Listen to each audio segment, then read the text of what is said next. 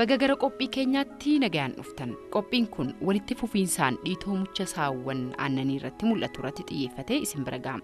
Qophicha University of Edinburgh isiniif dhiyeessa. Viidiyoon kun akkaataa itti meeshaa elmituu aannanii faalamarraa qulqulleessuun danda'amu isinitti agarsiisa. Mastisiin dhiita'uu xannacha aannan oomishu yoo ta'u, baakteeriyaan yeroo karaa muchaa seenuun fiixee muchaa weeraruun dhiitoo uumamudha. Mastisiin wal'aansoo baakteeriyaa xannacha aannan oomishu qabatee fi saawwa dhiitoo uumame ofirraa ittisuudhaaf tattaaffatu gidduutti gaggeeffamudha.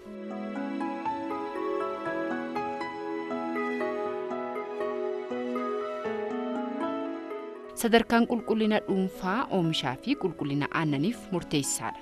Gatiin aannanii ammoo qulqullina aannanii irratti kan hundaa'u ta'uu isaatiin nama aannan oomishullee fayyaduu danda'a. Kaayyoon kuusaa aannanii fi meeshaa elmituu aannanii qulqulleessuu hafte yookaan wanta hin barbaachisne dhabamsiisuudha.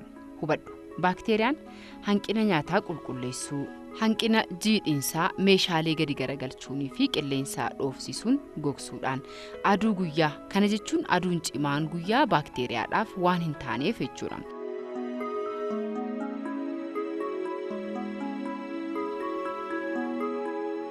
Meeshaalee faayidaarra oolan adda baasu. Yeroo oomisha aannanii kan hojiirra oolu warreen bakka saawwan jiranitti faayidaarra oolan jennee adda baasuu qabna. Meeshaaleen kunniin oomisha aannaniitii fi aannan elmuudhaaf kan fayyadan ta'uu isaaniitiin dursa qulqulleessaa. Baaldiin lafa taa'ee jiru tarii dhoqqee saawwatti bu'uu danda'a. Kana qulqulleessuuf immoo bishaan baaldii 3 ol barbaachisuu danda'a. Baaldii bishaan ho'aa yookaan qabbanaa'aa burushii yookaan haxooftuu gurraacha waliin. Baaldii bishaan ho'aa digirii seelsheesii 40 hanga 50 burushii adii fi saamunaa yookaan dhangala'aa waa qulqulleessuuf oolu waliin. Baaldii bishaan ho'aa leetirii 10 hanga 15 keemikaala farra jarmii fi baakteeriyaatii waliin.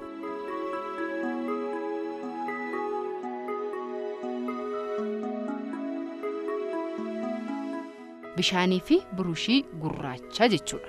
Burushii gurraachaa fi bishaan ala meeshaa qulqullaa'uu qabuuf fayyadamu. Naannoo sanas itti aansuudhaan qulqulleessi.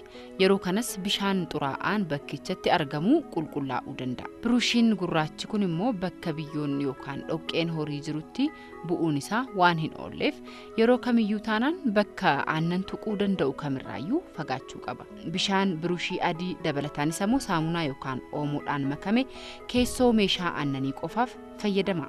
Meeshaalee aannan itti elmamanii dura qulqulleessuun achimmoo baaldii itti fayyadamne aansuun qulqulleessu. Bishaan dhiqaaf itti fayyadamne immoo gadi lakkisuu qabna. Meeshaalee dhiqamanii keemikaala farra jarmii keessa kaa'u. Qaamni meeshichaa hundi keemikaala farra jarmii keessa seenuu isaa mirkaneeffachuu. Gadi garagalchuunii fi qilleensa rukuchiisuudhaan gogsuu.